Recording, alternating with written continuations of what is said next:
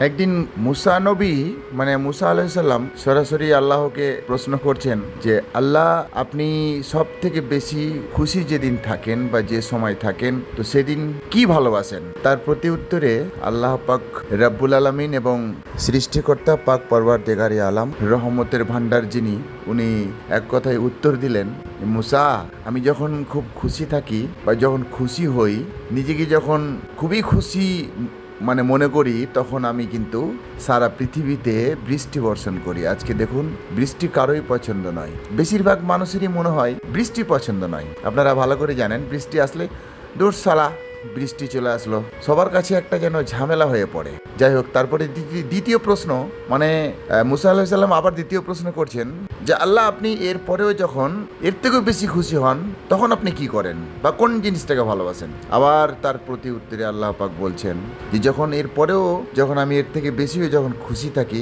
তখন আমি আমার বান্দাদের ঘরে বেশি বেশি করে মেয়ে জন্ম। আজকে দেখুন, সবার কাছে মেয়ে একটা ভারী বোঝা। বুঝতে পারছেন দর্শক, ভারী একটা বোঝা।